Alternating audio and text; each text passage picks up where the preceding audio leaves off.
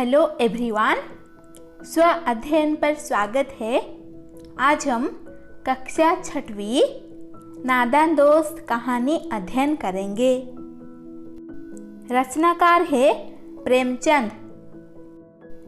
यह एक बाल कहानी है जिसमें प्रेमचंद जी ने केशव और उसकी बहन श्यामा की नादानी का वर्णन किया है। इस पाठ को हम एनिमेशन के जरिए अध्ययन करेंगे। पाठ कुछ इस प्रकार है।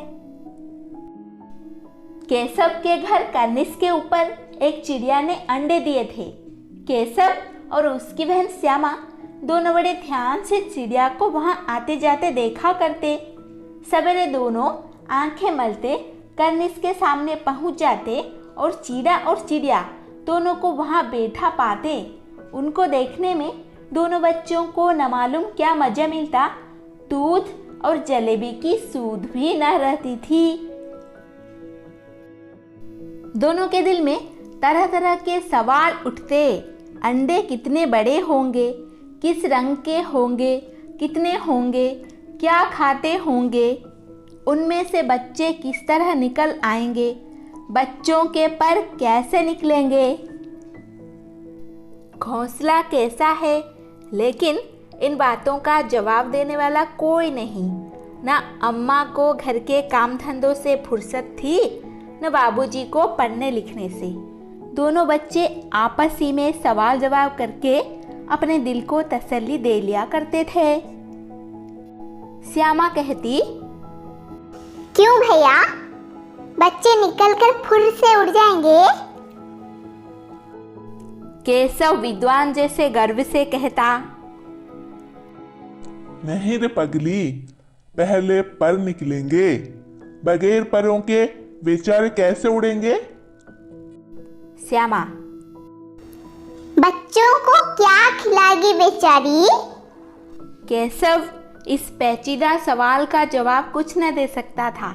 इस तरह 3-4 दिन गुजर गए। दोनों बच्चों की जिज्ञासा दिन दिन बढ़ती जाती थी। अंडों को देखने के लिए वे अधीर हो उठते थे। उन्होंने अनुमान लगाया कि अब जरूर बच्चे निकल आए होंगे। बच्चों के चारे का सवाल अब उनके सामने आ खड़ा हुआ। चिड़िया बेचारी इतना दाना कहाँ पाएगी कि सारे बच्चों का पेट भरे। गरीब बच्चे भूख के मारे चूं चूं करके मर जाएंगे। इस मुसीबत का अंदाजा करके दोनों घबरा उठे। दोनों ने फैसला किया कि कर्निस पर थोड़ा सा दाना रख दिया जाए। श्यामा खुश होकर बोली, तब तो चिड़िया को चारे के लिए कहीं उड़कर न जाना पड़ेगा ना। केशव, नहीं, तब क्यों जाएगी। श्यामा, क्यों भैया, बच्चों को धूप न लगती होगी। केशव का ध्यान इस तकलीफ की तरफ न गया था। बोला, जरूर तकलीफ हो रही होंगी। बेचारे प्यास के मारे तड़पते होंगे। ऊपर छाया भी तो कोई नहीं। आखिर यही फैसला हुआ कि घोंसले के ऊपर कपड़े की छत बना देनी चाहिए। पानी की प्याली और थोड़े से चावल रख देने का प्रस्ताव भी स्वीकृत हो गया। दोनों बच्चे बड़े चाव से काम करने लगे। श्यामा माँ की आंख बचाकर मटके से चावल निकाल लाई। केशव ने पत्थर की प्याली का तेल चुपके से जमीन पर गिरा दिया और उसे खूब साफ करके उसमें पानी भरा। अब चांदनी के लिए कपड़ा कहाँ से आए। फिर ऊपर बगैर छड़ियों के कपड़ा ठहरेगा कैसे और छड़ियाँ खड़ी होंगी कैसे। केशव बड़ी देर तक इसी उधड़बुन में रहा। आखिरकार उसने यह मुश्किल भी हल कर दी। श्यामा से बोला, जाकर कूड़ा फेंकने वाली टोकरी उठा लाओ, अम्मा जी को मत दिखाना। श्यामा, वह तो बीच से फटी हुई है, उसमें से धूप न जाएगी। केशव ने झुंझलाकर कहा। तू टोकरी तो ला, मैं उसका सुराख बंद करने की कोई हिकमत निकालूंगा। श्यामा दौड़कर टोकरी उठा लाई। केशव ने उसके सुराख में थोड़ा सा कागज ठूंस दिया और तब टोकरी को एक टहनी से टिकाकर बोला, देख, ऐसे ही घोंसले पर उसकी आड़ कर दूंगा, तब कैसे धूप जाएगी। श्यामा ने दिल में सोचा, भैया कितने चालाक हैं। गर्मी के दिन थे, बाबूजी दफ्तर गए हुए थे। अम्मा दोनों बच्चों को कमरे में सुलाकर खुद सो गई थी, लेकिन बच्चों की आंखों में आज नींद कहाँ। अम्मा जी को बहलाने के लिए दोनों दम रोके आंखें बंद किए मौके का इंतजार कर रहे थे। ज्यों ही मालूम हुआ कि अम्मा जी अच्छी तरह से सो गई, दोनों चुपके से उठे और बहुत धीरे से दरवाजे की सिटकनी खोलकर बाहर निकल आए।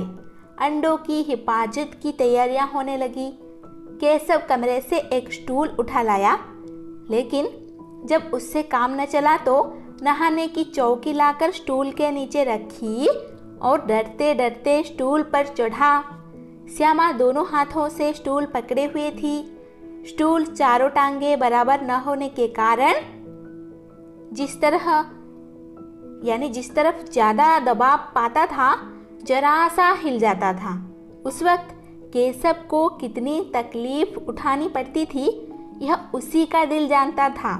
दोनों हाथों से कन्नीस पकड़ लेता और श्यामा को दबी आवाज से डांटता, अच्छी तरह पकड़, वरना उतर कर बहुत मारूंगा।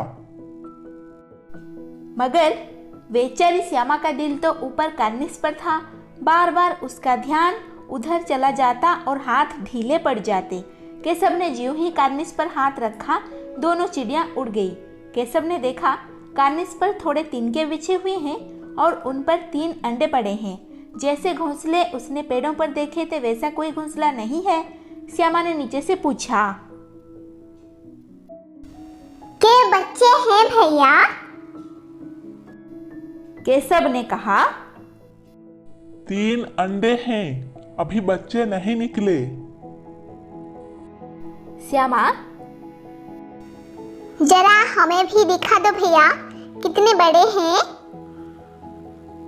केशव, दिखा दूंगा, पहले जरा चिथड़े ले आ, नीचे बिछा दूं। बेचारे अंडे तिनकों पर पड़े हैं। श्यामा दौड़कर अपनी पुरानी धोती फाड़कर एक टुकड़ा लाई। केशव ने झुककर कपड़ा ले लिया। उसकी कई तह करके उसने एक गद्दी बनाई और उसे तिनकों पर बिछाकर तीनों अंडे धीरे से उस पर रख दिए। श्यामा ने फिर कहा, हमको भी दिखा दो भैया। केशव, दिखा दूंगा, पहले जरा वह टोकरी तो दे दो, ऊपर छाया कर दूं। श्यामा ने टोकरी नीचे से थमा दी और बोली, अब तुम उतर आओ, मैं भी तो देखूं। केशव ने टोकरी को एक टहनी से टिकाकर कहा, जा, दाना और पानी की प्याली ले आ, मैं उतर जाऊं तो तुझे दिखा दूंगा। श्यामा प्याली और चावल भी लाई। केशव ने टोकरी के नीचे दोनों चीजें रख दी और आहिस्ता से उतर आया। श्यामा ने गिड़गिड़ा कर कहा, अब हमको भी चढ़ा दो भैया। केशव, तू गिर पड़ेगी। ना गिरूंगी, तुम नीचे से पकड़े रहना भैया। केशव, ना भैया, कहीं तू गिरगिरा पड़ी तो अम्मा जी मेरी चटनी ही कर डालेगी, कहेगी कि तूने ही चढ़ाया था। क्या करेगी देखकर। अब अंडे बड़े आराम से हैं, जब बच्चे निकलेंगे तो उनको पालेंगे। दोनों चिड़िया बार बार करनिस पर आती थी और बगैर बैठे ही उड़ जाती थी। केशव ने सोचा, हम लोगों के डर से नहीं बैठती। स्टूल उठाकर कमरे में रखाया, चौकी जहाँ की थी वहाँ रख दी। श्यामा ने आंखों में आंसू भरकर कहा, तुमने मुझे नहीं दिखाया, मैं अम्मा जी से कह दूंगी। केशव, अम्मा जी से कहेगी तो बहुत मारूंगा, कह देता हूँ। तो तुमने मुझे दिखाया क्यों नहीं? और गिर पड़ती तो 4 सर न हो जाते। हो जाते तो हो जाते, देख लेना, मैं कह दूंगी। इतने में कोठरी का दरवाजा खुला और माँ ने धूप से आंख को बचाते हुए कहा, तुम दोनों बाहर कब निकल आए? मैंने कहा न था कि दोपहर को ना निकलना। किसने किवाड़ खोला? किवाड़ केशव ने खोला था, लेकिन श्यामा ने माँ से यह बात नहीं कही। उसे डर लगा कि भैया पीट जाएंगे। केशव दिल में कांप रहा था कि कहीं श्यामा कह न दे। अंडे न दिखाए थे, इससे अब उसको श्यामा पर विश्वास न था। श्यामा सिर्फ मोहब्बत के मारे चुप थी या इस कसूर में हिस्सेदार होने की वजह से, इसका फैसला नहीं किया जा सकता। शायद दोनों ही बातें थी। माँ ने दोनों को डांट डपट कर फिर कमरे में बंद कर दिया और आप धीरे धीरे उन्हें पंखा झलने लगी।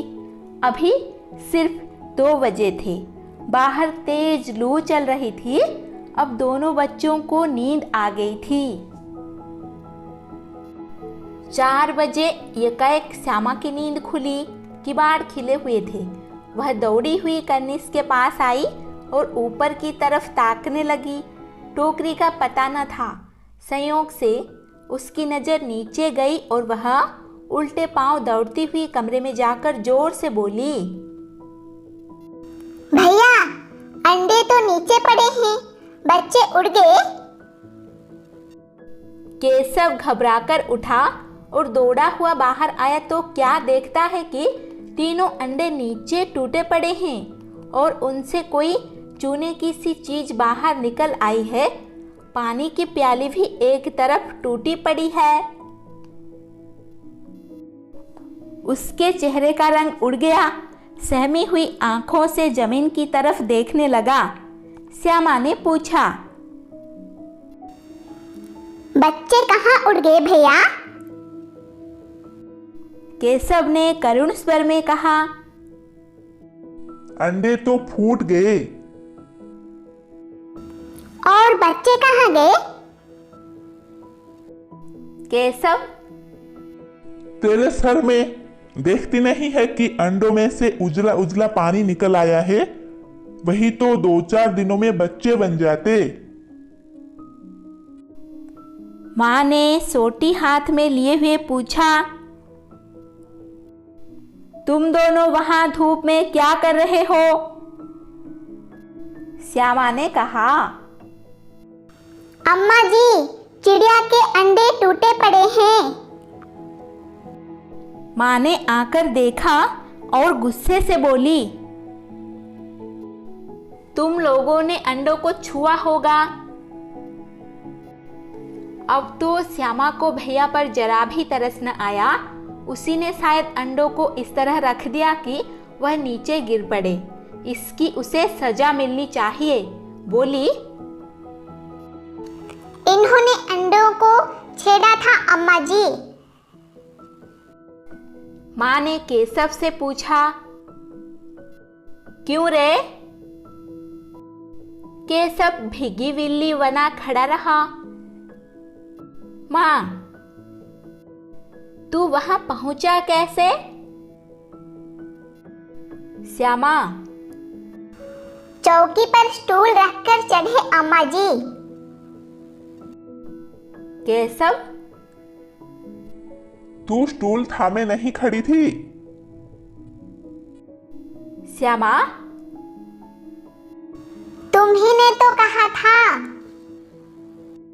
माँ, तू इतना बड़ा हुआ, तुझे अभी इतना भी नहीं मालूम कि छूने से चिड़ियों के अंडे गंदे हो जाते हैं। चिड़िया फिर उन्हें नहीं सहती। श्यामा ने डरते डरते पूछा। तो क्या चिड़िया ने अंडे गिरा दिए हैं अम्मा जी? माँ, और क्या करती, केशव के सिर इसका पाप पड़ेगा। हाय हाय, 3 जाने ले ली दुष्ट ने। केशव रोनी सूरत बनाकर बोला। मैंने तो सिर्फ अंडों को गद्दी पर रख दिया था अम्मा जी। माँ को हंसी आ गई, मगर केशव को कई दिनों तक अपनी गलती पर अफसोस होता रहा। अंडों की हिफाजत करने के जोग में उसने उनका सत्यानाश कर डाला। इसे याद कर वह कभी कभी रो पड़ता था। दोनों चिड़िया वहां फिर न दिखाई दी। आज हमने नादान दोस्त पाठ्य विषय पढ़ा। धन्यवाद। ऐसे ही वीडियोस देखने के लिए चैनल को सब्सक्राइब कीजिए और नोटिफिकेशन पाने के लिए बेल आइकन को दबा दीजिए।